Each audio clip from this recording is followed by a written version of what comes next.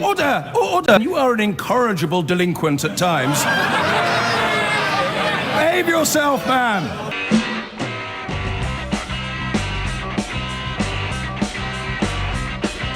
I've been going out with a girl, her name is Julie, but last night she said to me when we were watching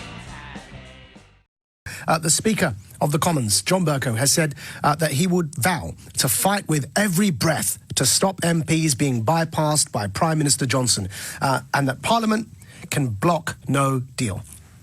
I've explained how. Now it's for your time for you to either take my reasoning apart or agree with me. 03456060973 is the number to call, or you can text us on 84850, or indeed tweet us at LBC, or tweet me directly at Maajid Nawaz. Tim wants to speak to us from Oxford. Tell us what you think, Tim. Good morning, Maajid. Morning. I wanted to pick up on a couple of things you'd said. The first was that Boris Johnson has no mandate for no deal, and I just wanted to bring people's attention to the recent Comres poll in which 54% of those adults questioned were in favour of no deal. Oh dear. So I think to some extent he does have a mandate. Oh dear. Well, you weren't listening yesterday, were you, Tim?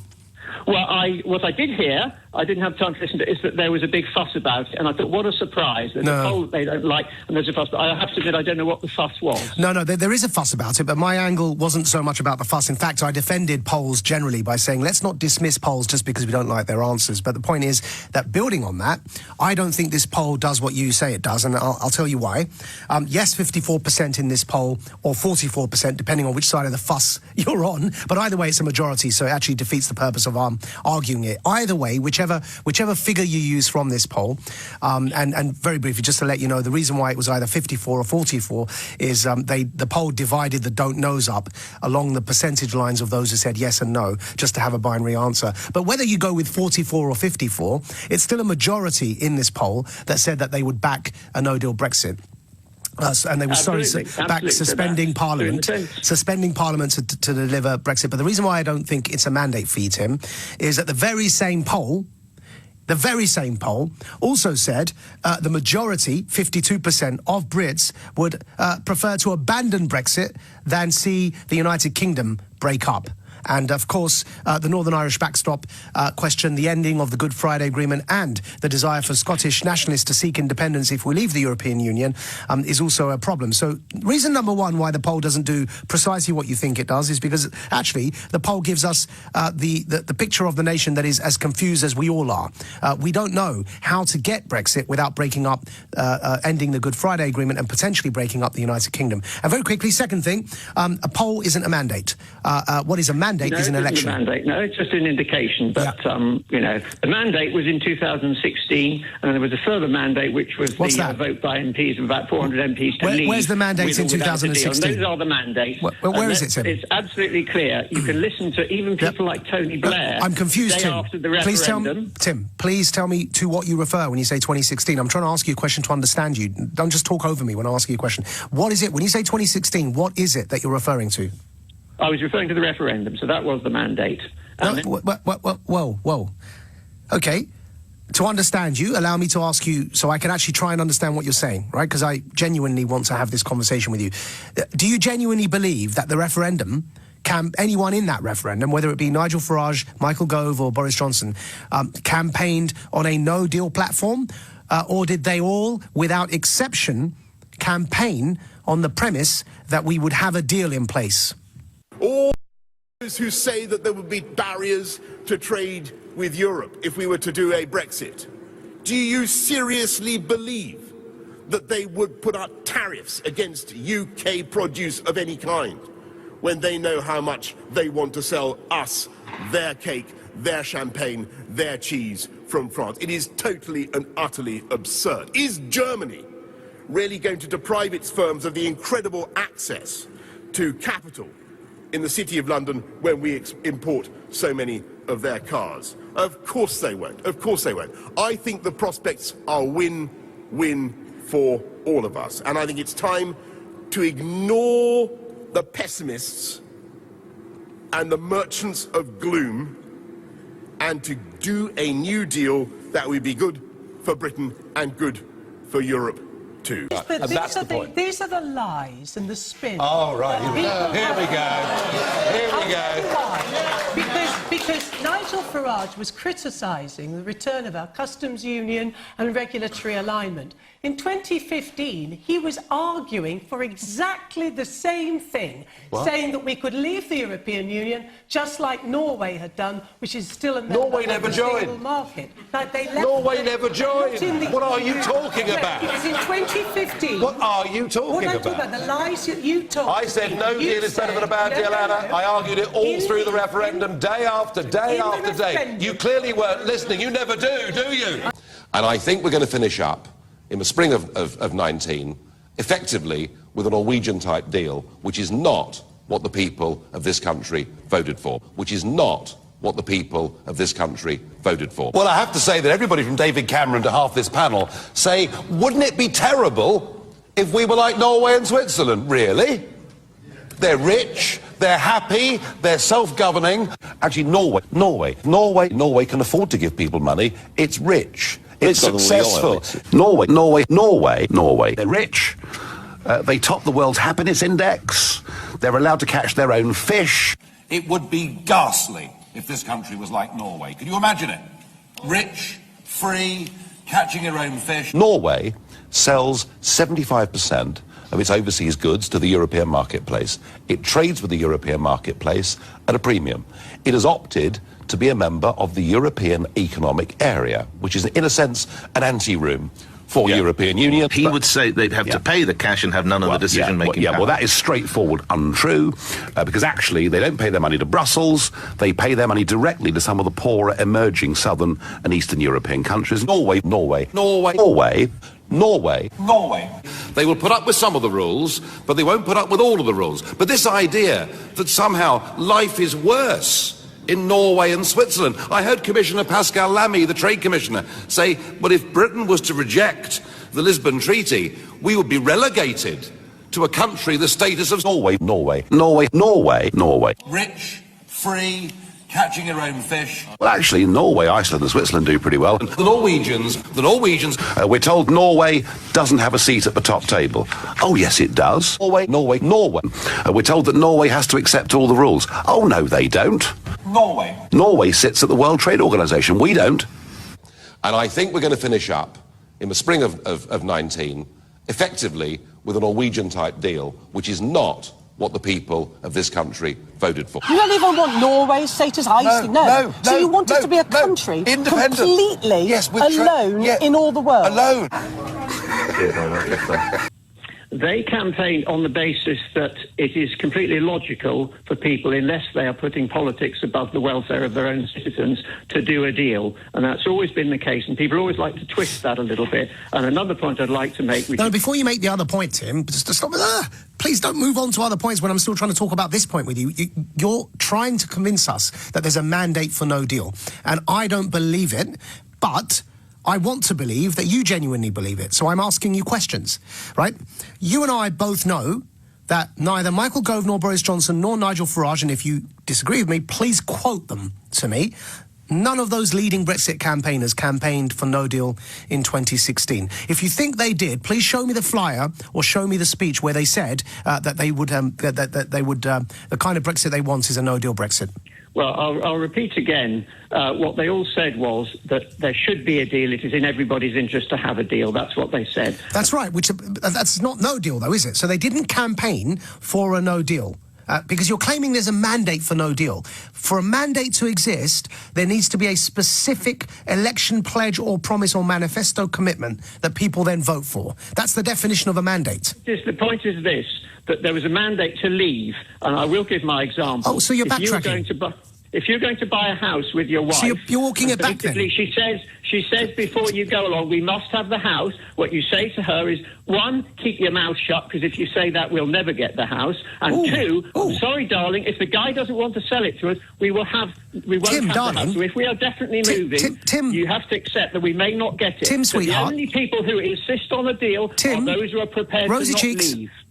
Darling, if I were you, my sweetheart... Don't be rude, Maajid. Don't lower yourself and be rude and call me sweetheart. You've been doing most of the talking. If I were you, I wouldn't tell your wife to shut up. And I think the way you've just spoken there is probably indicative of the way this conversation's been going, which is, if that's how you speak to your wife, and meanwhile, when I'm trying to ask you questions, you skirt them, then perhaps just look at your own approach and ability to introspect in the views that you hold. I'm gonna give you one last chance in this conversation, Tim, because I don't want to portray you unfairly as somebody that dismisses your wife, but they were your own words. Let's move away from telling our wives to shut up for a minute and go back to the original point, the mandate. You began this conversation by arguing there is a mandate for no deal. You tried to rely on a number of pieces of evidence. When challenged, you eventually came to the 2016 referendum and claimed originally that that was the mandate for no deal. When challenged on that, you've instead said that it was a mandate to leave. I agree with you. That can be construed quite heavily as a mandate to leave, but at least agree with me, therefore, that saying it's a mandate for no deal is very different to saying it's a mandate to leave. They are different things, Tim. But this is the point, Maajid. It's the little bit of logic which people conveniently miss. If it's a mandate to leave, you cannot say it is a mandate to leave only with a deal, because if you're trying to do you have to do a deal with someone. The only deal you could potentially get is a very bad deal. And that's the point. The only people who say you must have a deal, they clearly, if they have any logic, that's because they are prepared to not leave at all. And I want to just make one more point, that the mandate, what I can show you a flyer, was that the flyer from the government about remaining said to remain in a reformed EU. And we've heard nothing about that, and we can see it's going in the wrong direction. It will never be reformed. OK, all right. Tim, do you feel like you've had your say? I have, yeah. Good. I hope you're not upset that I challenged you on the shut up point, but it was rather alarming that you used that phrase. I think you did a little bit too much of the talking, Maajid. All right. Okay. And, and I was being slightly. I wouldn't be that rude to my wife. I was being rude because I'm getting fed off of the tiresome people, as I say, who pretend you can insist on having a deal. Well, just don't take it out on your wife if you get fed up with people like me. You know,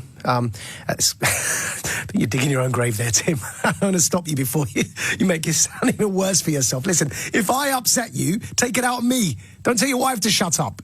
That's the typical excuse that everyone who takes it out on their wife gives forever, ad infinitum, to the end of the world. They all say, oh, I was having a tough time at work, so I took it out on my wife. Tim, you're not making it any better for yourself. Thank you anyway for calling in. I gave him a chance to recover from that, and he just made it worse. And now, Jason is another first-time caller, wants to speak to us from Worthing. Tell us what you think, Jason. Hi, Maajid. There's a couple of points, really.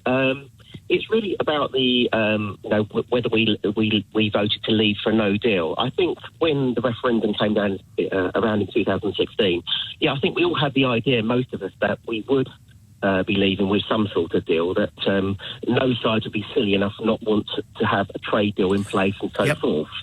My point being is, though, we're all having a go at saying, oh, we're going to be crashing out or leaving on the 31st of October, and, people are scared of a no deal. But no one's really looked at the fact that the EU are refusing to open up the negotiations again to sort a deal out. So how are they supposed to... Why would they open up the negotiations again, though? Well, because I'm in sales, and when you sell something, you have a negotiation. So therefore, it's a two-sided... But if you were in sales and you're trying to sell me something, and I've spent 3 years negotiating something with you, that you then sign and say, "Yep, this is our deal," and then I go away back to my home, and then 3 weeks later you come back to me and say, "Actually, I'm sorry to waste your last 3 years, but I'm not interested in what you signed anymore," and I'm not going to negotiate with you anymore. So that's what the EU feels. No, but you forget that Theresa May didn't act... Well, the problem was negotiations wasn't set out properly from the beginning, wasn't it? She wasn't very strong. No, but that's not the EU's fault, though, is it, Jason? So you're saying the EU should now negotiate... They've done all their bit. Our side signed on a document that we spent 3 years talking to them about. Can you understand why they'd be frustrated and say, we spent 3 years talking to you about this, we're not going to go back there, wasting our time. It's our fault, not their fault. Yeah, I understand that they negotiated for 3 years on it, but it didn't go through Parliament. It's been rejected, I think, 2 or 3 times. No, Jason, it didn't get through Parliament. That's not their fault, though, is it? It's not the EU's fault. Well, no, but but the point being is, if they want to turn around and say, OK, we're not opening it and we're not doing it because of X, Y, and Z, then there's going to be a no deal, isn't there? Not necessarily. If one side of the argument is we're not going to prepare to negotiate or even have a conversation on it, then of course it's going to end up being a no deal, and we're stuck in a corner. Well, it won't end up necessarily. Either, okay, you either take it or not. Well, it won't necessarily end up in no deal because of the strategy I outlined. The EU may well be hoping for a motion of no confidence in Boris Johnson. Yeah, I understand your strategy behind it, but at the end of the day, if that happens, it still doesn't bring back to the fact that they're not prepared to have any conversation on a trade deal of some sort. It's like you either have. It's like saying to us, right, you will either take it, or that's it. I don't understand this this shifting of the onus onto the EU when you have a conversation in which both sides agree they've arrived at something, and then one side reneges on that. It's not the other side's fault. For the other side to then say, we're sorry, we've spent 3 years on this, this is the offer you agreed to, we're not going to open up that negotiation again. It's not their fault if they choose to say, we've already reached an agreement, you guys broke it, so deal with the problem yourselves. It's our fault. Our parliament rejected that deal, our public rejected that deal, including me, and now it's our problem to fix, not their problem. Is Tommy Robinson involved in UKIP currently? No. Would you seek to have him involved in UKIP? No. Right, because your predecessor, and it is difficult keeping up with the people who lead UKIP, there's so many of you, but your predecessor seemed to have a position where he wanted to welcome Tommy Robinson on board. Well, to be honest, he, as far as I'm concerned, I speak to him, obviously, and see him, and he seems to be less obsessed by Tommy Robinson than the press. So, I mean, you've just brought him up. It's normally the press that brings him up in any interviews that I do, and most UKIP people, I think, find that other people bring that subject up a lot. They use it as some kind of stick to beat us with. No, I'm not. The reality is that last summer in 2018, Robinson was wrongly imprisoned, and we know that because they actually released him, they released him because he was wrongly imprisoned. Now he's in prison at the moment, I know. Yes, but he's back in. I think this is not a big issue. We've got rules, unlike the Tories and Labour Party. We've got rules to stop people from extreme what is your view of Mr. coming into the party. What is your view? What is your view of Mr. Robinson? I think he's done an extraordinarily courageous thing to bring attention to a vast number of crimes occurring in this country, where the police were told, apparently, to look the other way, while these crimes went ahead. And I think he's done a good thing he's to bring broken that the to law. people's attention. So you condone breaking the law? Well, in bringing attention to these rape gangs that were allowed to just carry on regardless, he wasn't breaking the law. Well, he was. When he went on Newsnight in 2011 to talk about this, long before the J report, he wasn't breaking the law. Subsequently, by filming people when he was ordered not to, he broke the law. You support that, do you? No, I didn't say that. No, but you support what he's doing. So you don't support when he breaks the law? No, of course not. Right, OK. Just to clarify, one other aspect is you seem to have trouble with the name of the London mayor. Well, that's a story I made a spelling mistake, and that's been turned into a great big, story. I mean, well, it's not really, is it? Because the mayor is, of course. Listeners have got better things to talk about. I'll be the judge of that. Thank you. The discussion of spelling mistakes. Well, I'll be the judge of that. The London mayor is, of course, Sadiq Khan, but you appear to call him on Twitter Siddiq Khan after one of the London bombers responsible, of course, for the London terror attack. And you say, apologies, I often confuse him with the leader of the 7/7 bombers. Well, I was talking about the spelling, obviously. So you're going to lead a political party and you can't tell the difference... No, you're the leader of a political party and you can't tell the difference between an elected mayor and a terrorist. I was actually referring to the spelling. If you look at the context of that tweet, it's actually referring to the spelling. But how often do you do it? That's why I think we're wasting the time of your listeners. No, I'll be the judge of that, Mr. Brain. I'll judge that, thank you. How often do you confuse the two? I think your listeners should judge. Yeah, we're fine, don't worry. I'm prepared to run the risk. How often do you confuse the two? Well, I don't know. The point Well, is... I'm asking, these are your words. I often confuse... When you write the word Sadiq... I often confuse him, the mayor, with the leader of the... So that's my final question. How often do you confuse... Because you're seeking to lead a political party in this country, and you, quotes, often confuse the elected mayor of London with a terrorist. And I'm asking how often you make this mistake. Well, for the third time, I'm going to say to you, it's a spelling confusion, and I think it's a waste of time to go on about this. Can't we talk about more interesting things? No, I'm fascinated by how you get that wrong. Often. Well, Sadiq and Sadiq are easy to confuse. But you get it wrong oftentimes. Well, I mean, it's not uncommon when you have two spellings of a name to have to think up which... But you're doing before you write it. No, but you're doing it. Before you write it, you have to think, hang on, which way is it spelled this time? So this is never intentional? Sorry, say again? This is never intentional? What, a spelling mistake? Yeah, you'd never do it deliberately? No, not really, no. Not really? I do my best to spell. Are you really... I'm just interested on my spelling. I mean, it's an extraordinary interview. I'm just interested if you're doing it better. I'm doing it if you're doing it deliberately. You're deliberately trying to link an elected official of London with a terrorist, whether you do it deliberately to cause mischief. Well, that's your view. But I'm asking. More important things to talk about. I'm asking you. We've got a lot of issues to deal with I'm asking in this country, and this is a waste of time. No, I'm asking you, Mr. Brain. Do you do it deliberately? Sorry, do I do what deliberately? Confuse the spelling words in general. No. As you say, you often confuse him, Mair Khan, with the leader of the 7/7 bombers. So you do it deliberately. Well, but as you know, that was in the context of having simply spelt Sadiq the wrong way. And of course, there's several ways of spelling Sadiq. And every time you write the name Sadiq, you have to try to remember which spelling it. Richard has called from Leicester. Hi, Richard.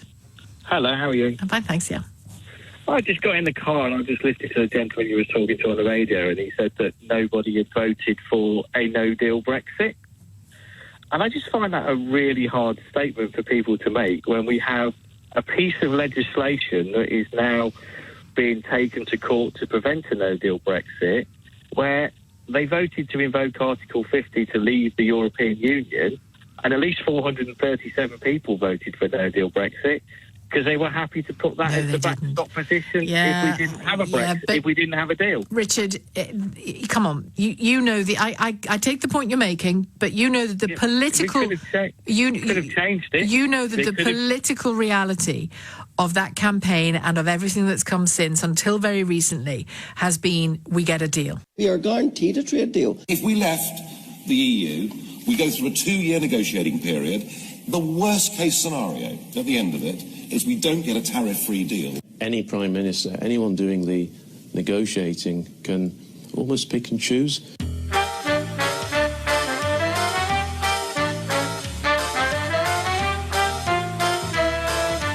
Well, the one thing that they all have in common is that they are part of a free trade area, and that's the one thing I think we can take for granted. So negotiating a free trade agreement will be as easy as we want it to be. It's not as if we're India, where the history and the culture and the trade terms and so on are very, very different. They are completely aligned. So actually the negotiation... easy negotiation, totally, absolutely. We're already inside the single market. They have obligations to us not to impose trade tariffs or barriers that don't already exist. Well, I have no doubt at all that we will carry on trading tariff-free, without tariff, with the European Union. Tariff-free, which means a single market. Well, that's free trade. The deal we will have with Europe will not only be better for us, but it'll be better than the deal the Europeans have amongst themselves. That's rather the point of it, I think. Yeah. Access to the European market will be maintained, and access to other markets around the world will be increased. That's really much of the argument for leave. Do we really believe that in Germany, that car workers would accept losing jobs as the price of the vanity of a particular leader? Do we really believe that a French president or prime minister would deliberately seek to restrict French farmers' access to our markets? I don't believe that's credible. A free trade arrangement that continued to give access to UK goods and services on the European continent. We will come up with a UK solution, and part of that will be keeping the very, very satisfactory and extraordinarily integrated arrangements we have with the Republic of Ireland. They've looked back at how that article came into the treaties, and the whole purpose of it was to avoid an economic shock for both sides if somebody left. and we get a good deal, and it's easy to get a deal, and we can have a great deal, a bespoke deal that will suit Britain. Nobody talked about emergency measures for a no deal. They didn't, Richard. No, but when people voted in Parliament... I know. I hear you. I hear you. But I hear you. Article 50, I hear you. We could have had a different backstop, could have had a different fallout position. It could have been if no deal is agreed, we will leave, we will revoke Article 50. When they voted for Article 50 to be triggered, there was no backstop, was there? The negotiations were about to get underway. There was a fallout position. If no deal is agreed, we leave without a deal on the date. But that is what is in that is what the legislation says. And I hear you. I've said I hear you, but I'm asking you to hear me as well about the political reality of that campaign and everything that was said since until recently. Yeah, but what I'm saying is... I know what you're saying. 37 people I know. You're just repeating what you've said, and I'm asking you to hear what I'm saying. Yeah, but the reality was, when they activated Article 50, they must have known then that a no deal was a bad position.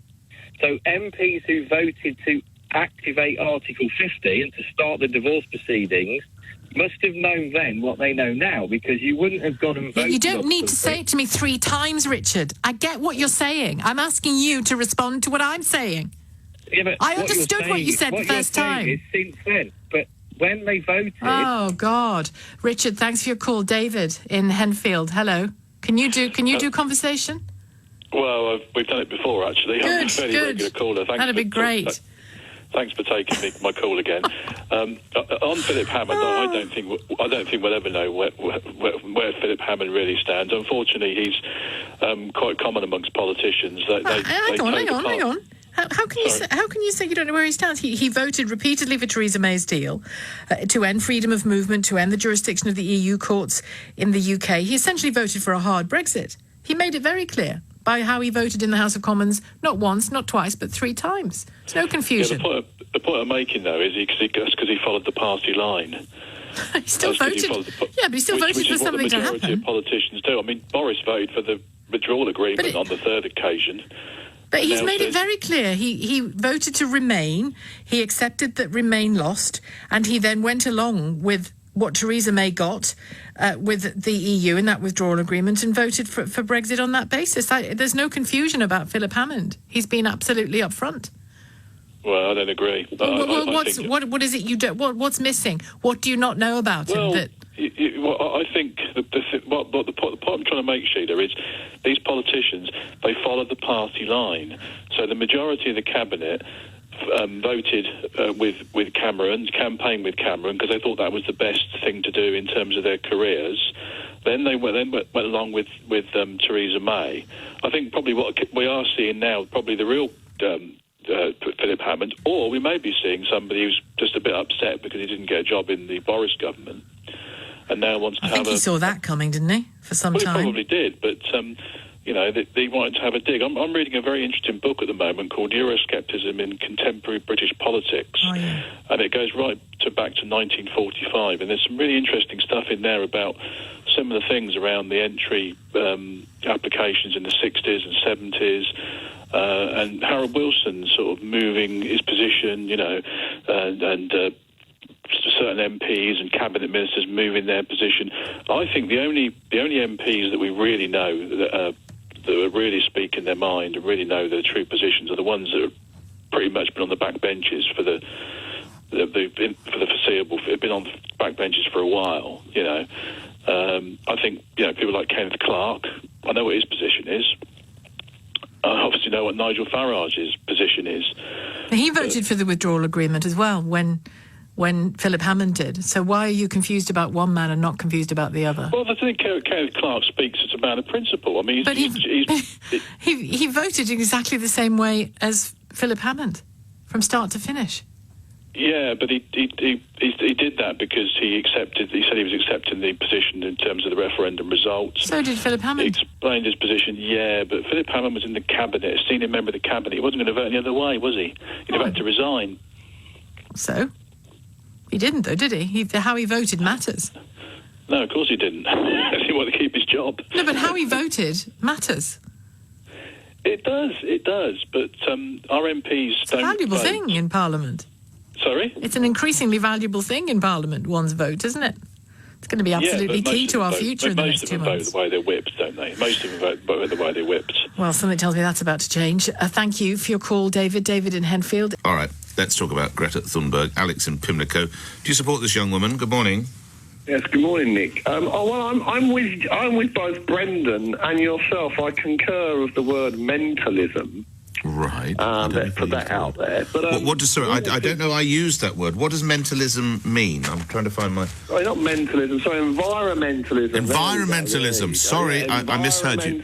Yep. Go ahead. There you go. So obviously, but I'm more worried that, like he said, it's like this cult sort of thing, and I worry that this 16-year-old doesn't talk or sound like any 16-year-olds, friends and family I know. It feels like she's being indoctrinated and NLP'd by powers and forces unknown to sort of cascade this mindset into all of us or people that are... You don't think she's a young woman who cares passionately about the future of her planet, or our planet, actually? I think there's this big client Earth and other stuff behind the scenes, sort of pulling the strings there on a puppet, Nick. And like Brendan said, she is like this figurehead, like the Messiah has come. And a lot of people are pig sick of it, along with the LBGT stuff. We're fed up with it being thrust down our throats. If people want to do this, carry on, let them do that. It's a free world, a free country at the moment. I mean, Germany right now, for instance, the wind thing is finishing because the subsidies are finishing. They're going to have to go to nuclear. So this thing about green energy, it's all going to come to an end because it doesn't work and the figures don't add up, Nick. Alex, thank you for getting us started. Peter in Chorley on this. Peter, what are you going to tell me? Good morning. Good morning. I am kind of mildly, or a lot to be quite honest, irritated by this Swedish girl and the people that are pulling the strings behind it. It's a very big PR and propaganda exercise. It might be saving the planet. Yeah, saving the planet and all that kind of thing. There's a lot of strange politics and vested interests behind all this. What I want to say is this. They say every picture tells a story. If people were to stare through binoculars to high-altitude aircraft, they would notice something quite extraordinary. The formation of the vapor trails, which turn into virtually like ice trails, that occurs before the level of the tail part of the aircraft. That is telling you something, that the plane is hardly using any fuel whatsoever. Aircraft use a considerable amount of fuel on takeoff until 5,000 feet, and then aircraft go on a lesser degree of climb. Peter. The speed increases, and at high altitude, they're hardly using any thrust. Peter, how many... a hell of a lot of... Pardon? How much fuel do you suppose a 747 uses crossing the Atlantic? Right. It contributes to about 3% of the annual output of CO2 emissions into the atmosphere. Well, we've got it from Boeing, a jumbo jet. This is from Boeing. That's an older aircraft. Crossing the... Well, that's one I used, actually, this week. 150,000 litres of fuel. Indeed. 150,000. So the idea that it doesn't use much fuel when it's up there... I mean, that's burning a fair amount of... That's what, it's about 20,000 an hour, isn't it? No, that is... Boeing said, respectfully, I think they probably know. There's a lot of confusion around this, right? Well, takeoff and landing, different altitudes, lower altitudes, yes, there's more fuel being burnt. Takeoff in particular... It doesn't just stay in the skies without fuel, you know that? No. During the flight, there's hardly any fuel being burnt. And you can actually see this with your own eyes if you actually look through binoculars, the formation of the plume. Yes. No. All right. We're going round and round. So I hear what you're saying. It's an interesting one. Thank you. And his own party, of course, to install him as caretaker Prime Minister so that he can stop Boris's no-deal Brexit. And I'm asking the question, have you got confidence in him if a no-confidence vote is called? I want to hear your views. You can call me on 0345 6060 973, text me on 84850 or tweet at LBC. Lee in Sheffield. Lee, what's your view? I know codswallop when I hear it, and you're talking a load of codswallop, I'll tell you. When you say you're doing your job, you talk about your constituents. Nothing to do with your constituents, Brexit. It wasn't done on a constituency basis. It was done countrywide.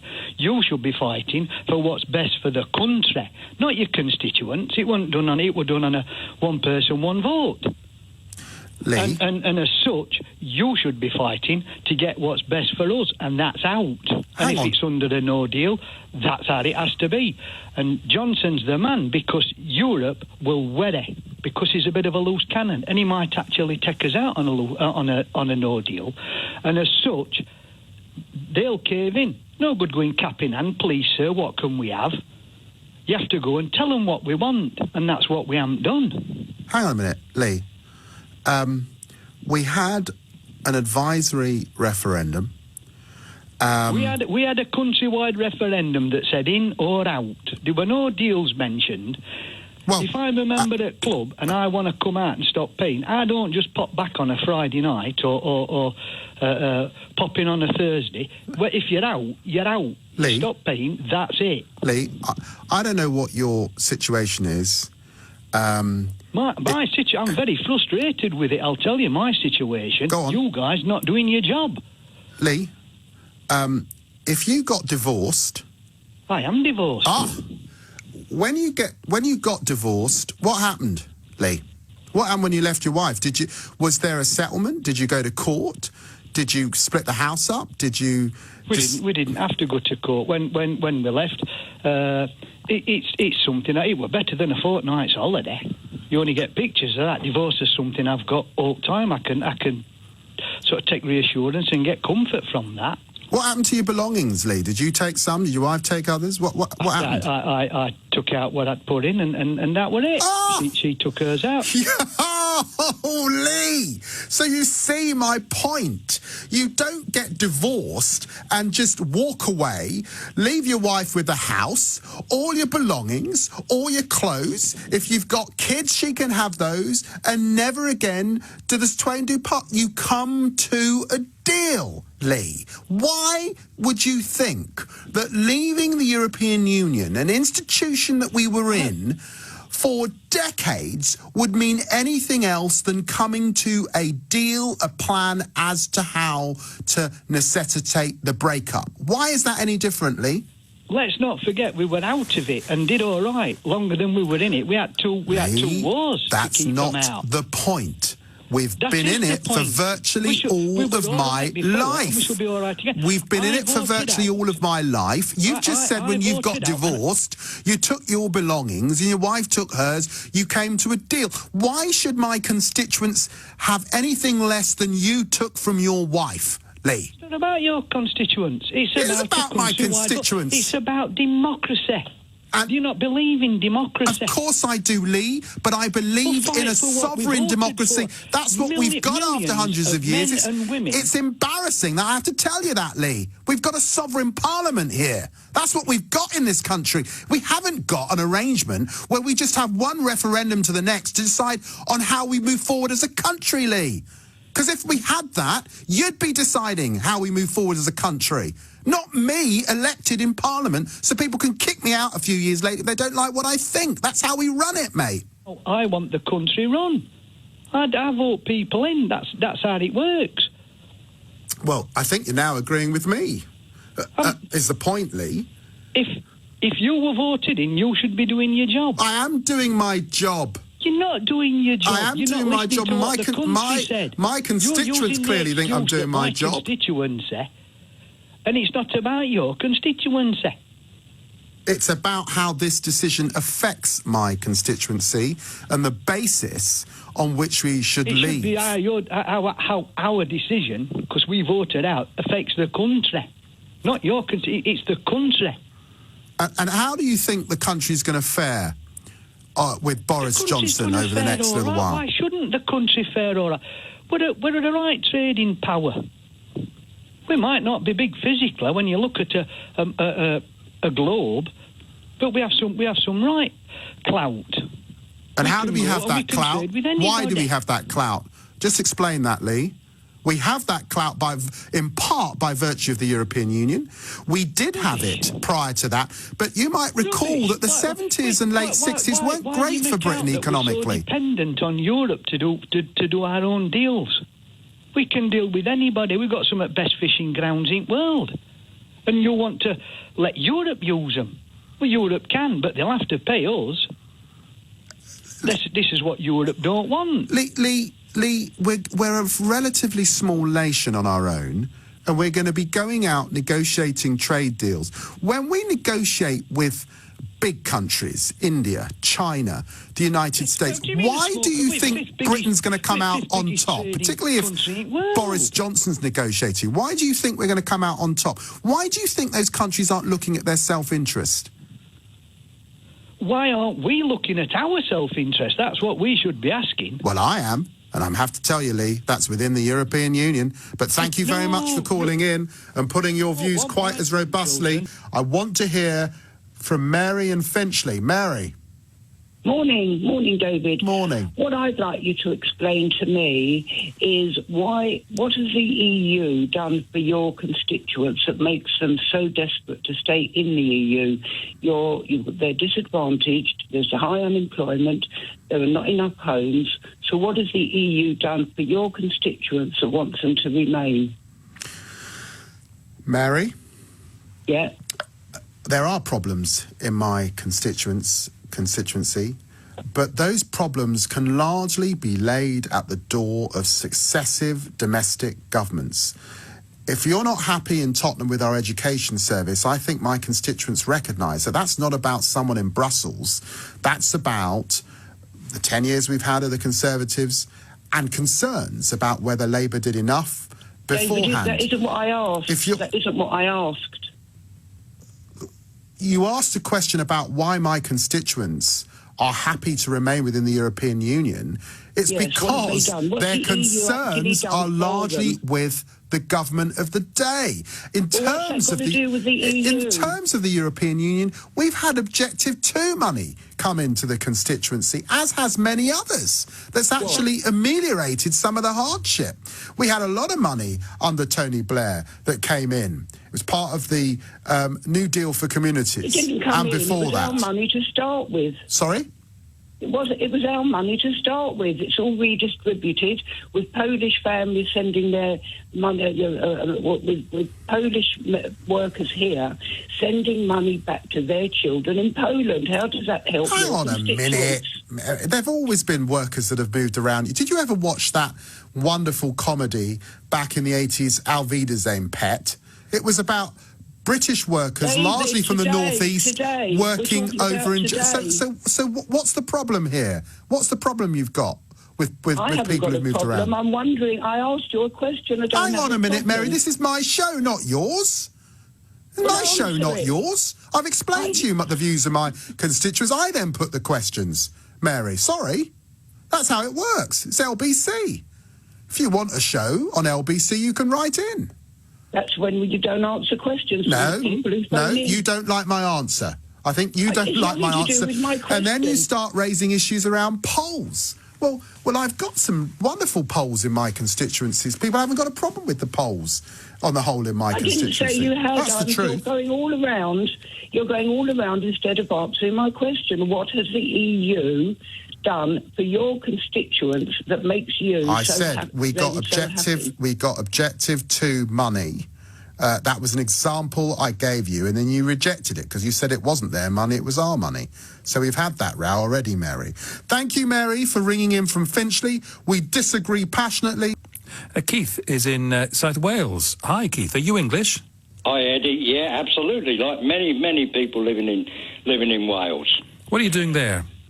What am I doing? I'm talking to you. What are you doing? Why are you in Wales and not in England? Is what I mean. I moved here initially because the housing was cheaper, and there's very little crime over here where I am. I'm in a fairly rural area. I've been here for about 17 years now, possibly longer. But I still consider myself fiercely English. I regard, the whole country as, a sacred land. You know, it's the land that I feel attached to, although I'm not employed in working the land or anything. I'm retired. Why do you feel such an attachment to the land? The land, the country. You know, the country itself, the geographical entity, if you like. And one of the things, I'm glad some of your callers brought this up. Where we need to start doing what this country's always done, and that's punch above our weight. We've always done it. We're a tiny island. I wouldn't like to see a break up of the Union, but the thing is, I mean, if the Scots, especially, notably, you know, they ought to be told to sling their hook if they start creating too much trouble, because, as a caller pointed out, you know, they get more money per capita than we do, you know, in the population. I don't know whether that applies to Wales. It probably does. But, you know, as I say, although I live in Wales, I feel fiercely English. Would you come back and live in England? Well, I would if I could afford it. Thanks, Keith. I know he's a moron.